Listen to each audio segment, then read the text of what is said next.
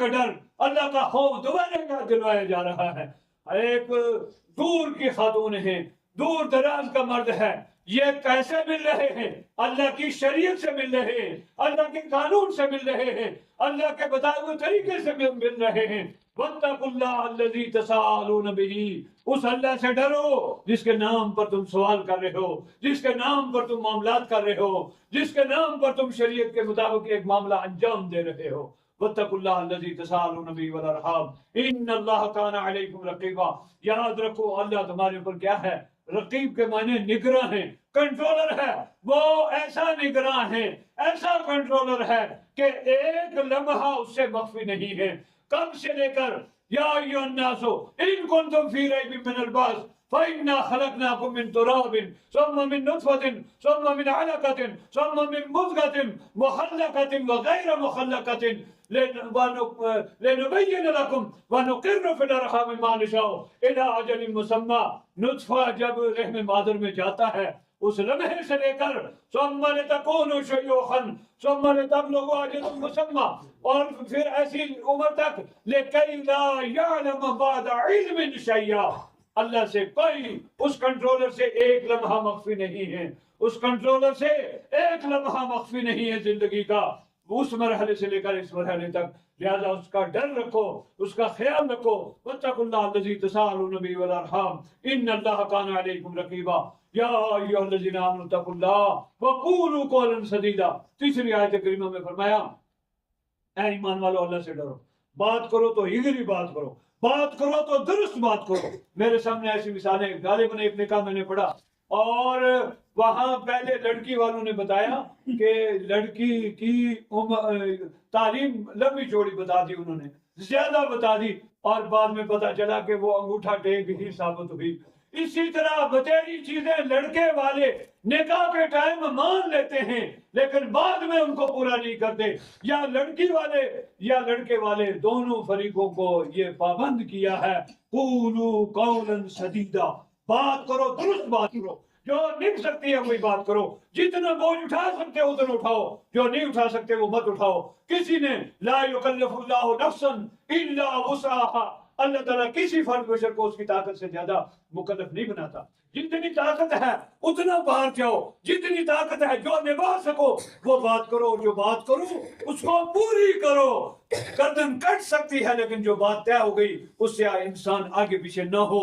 یہ مزاج بناؤ، یہ اصول ہونا چاہیے، یہ ضابطہ ہونا چاہیے۔ قولوا قولا سدیدا، جب قول سدید ہوگا کیا ہوگا؟ یصلح لکم اعمالکم، وہ جو میں نے نکاح کا تذکرہ کیا پھر وہ سال 6 مہینے 2 سال چلے، اس کے بعد پھر لڑکی کہیں اور لڑکا کہاں، وہ نظام نہیں چل سکا۔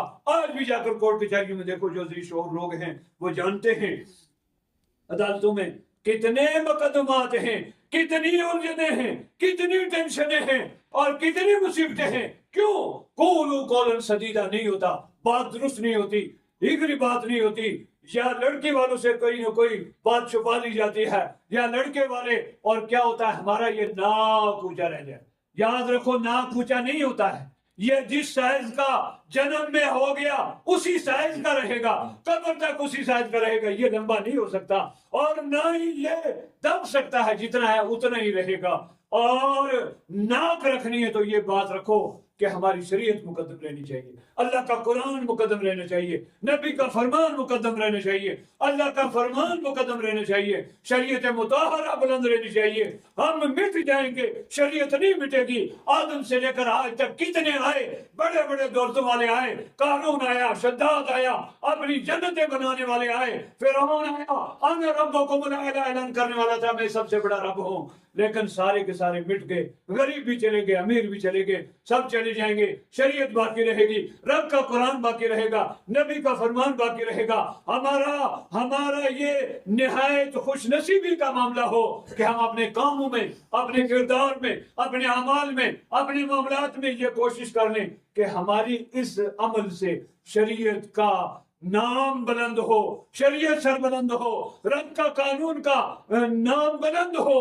ہمارے کاموں سے، ہمارے عمل سے آج امت مسلمہ کے افراد ایسے ایسے کام کرتے ہیں کہ جس سے شریعت پر حرف آتا ہے، رسول اللہ کی شریعت پر گرد و غبار پڑ رہی ہے، میل اور کچل پڑ رہی ہے. ہمیں ایسا نہیں کرنا. ہمارے کردار، ہمارے اعمال، ہمارے معاملات، ہمارے اخلاقیات ایسے ہونے چاہیے کہ جس سے شریعت پر حرف نہ آئے. فرمایا واتقوا اللہ الذی تساءلون بہ، اور فرمایا قولوا قولا سدیدا یصلح لکم اعمالکم. جب تم قول سدید کرو گے اللہ تعالیٰ تمہارے اعمال کی اصلاح کر دے گا. خود بخود معاملات اچھے چلنے شروع ہو جائیں گے. گھر میں کوئی ٹینشن نہیں، بچی کو کوئی پریشانی نہیں، بچے کو کوئی پریشانی نہیں، سسو سرجیے کو کوئی نہیں، داماد کو کوئی نہیں، والدین کو کوئی پریشانی نہیں. کیوں؟ یصلح لکم اعمالکم، اللہ تمہارے اعمال کی اصلاح کرے گا. اور پھر اتنا ہی نہیں فرمایا بات درست کرو گے، ہجری بات کرو گے، سچی بات کرو گے، یصلح لکم اعمالکم ویغفر لکم ذنوبکم، اور اللہ تعالیٰ تمہارے گناہوں کو معاف کرے گا. انسان دنیا سے جاتے ہوئے سب سے بڑا جو بوجھ اٹھا کر لے جائے گا وہ گناہوں کا بوجھ ہے. اس سے بڑا بوجھ کوئی نہیں ہے. آپ اندازہ لگاؤ اگر ہمارے روزانہ کا ایک گناہ باقی رہے، مہینے کے کتنے گناہ ہو جائیں گے، سال کے کتنے ہو جائیں گے. اگر 60 سال عمر مل گئی، 60 سال کی عمر میں ہمارے گناہوں کا کتنا پہاڑ بنا ہوگا، کتنا طوفان ہوگا، اور وہ کوئی نہیں اٹھائے گا. وَلَا تَزِرُ وَازِرَةٌ وِزْرَ أُخْرَىٰ، اللہ قرآن کریم میں ارشاد فرماتا ہے کوئی کسی کا بوجھ نہیں اٹھائے گا. اور وَأَن لَيْسَ لِلْإِنسَانِ إِلَّا مَا سَعَىٰ وَأَنَّ سَعْيَهُ سَوْفَ يُرَىٰ ثُمَّ يُجْزَاهُ الْجَزَاءَ الْأَوْفَىٰ. اللہ رب الجلال یہ کرے گا کہ جو جس نے کیا اس کے مطابق اس کو سزا بھگتنی ہے. مَن يَعْمَلْ سُوءًا يُجْزَ بِهِ، اگر کوئی برے عمل کرے گا اس کی ضرور کو اس کو سزا بھگتنی ہے. کوئی کسی کا بوجھ نہیں اٹھائے گا. ہم نے اپنے بوجھ خود اٹھانے ہیں. اور فرمایا قیامت کے دن یا قبر میں جاتے ہوئے سب سے بڑا بوجھ اور سب سے برا بوجھ اگر ہے وہ گناہوں کا بوجھ ہے. اگر اللہ تعالیٰ ہمارے معاملات صاف رکھنے کی وجہ سے اللہ ہمارے گناہوں کو بھی معاف فرمائے گا. فرمایا وَيَغْفِرْ لَكُمْ ذُنُوبَكُمْ وَاللَّهُ غَفُورٌ رَحِيمٌ، اللہ تو غفور الرحیم ہے، وہ بخشنا چاہتا ہے. وہ بہانے تلاش کرتا ہے کہ کوئی ایسی ترکیب بنے یہ بندہ میرے سامنے جھک جائے، مانگ لے اور التجا کر لے، میں بخش دوں. وَإِنِّي لَغَفَّارٌ لِمَن تَابَ وَآمَنَ وَعَمِلَ صَالِحًا ثُمَّ اهْتَدَىٰ. فرمایا میں غفار ہوں، میں بخشنے والا ہوں. غفار یہ مبالغے کا صیغہ ہے، بہت زیادہ بخشنے والا. ہر اس شخص کے لیے جو ایمان لائے، ہدایت کا راستہ اپنائے تو اور کتاب و سنت کے مطابق چلے، رب کے سامنے جھک جائے، توبہ استغفار کر لے. ہمیشہ توبہ استغفار کرنا چاہیے. 2 حدیثیں میں نے آپ کے سامنے تلاوت کی. پہلی حدیث ہے اللہ کے رسول صلی اللہ علیہ وسلم نے ارشاد فرمایا، صحیح حدیث ہے، آپ نے فرمایا یا معاشر الشباب من استطاع منکم الباءۃ فلیتزوج. اے نوجوانوں کی جماعت، جو بھی تم میں سے نکاح کی طاقت رکھتا ہو اس کو چاہیے کہ وہ نکاح کرے. شریعت نہیں چاہتی کہ ہمارے جو یہ صاف سفید ستھرا سچا دامن ہے اس پر کسی قسم کا دھبا لگے. جب کہیں اگر جوانی میں پیر پھسل جائے، میں نے وہ لوگ دیکھے ہیں، پھر وہ ماں باپ بازار میں نہیں نکل سکتے، پھر وہ بچے ان کے کریکٹر ہوگی اجازت ہوگی بٹ کس قدر پریشانیاں ہوتی ہیں.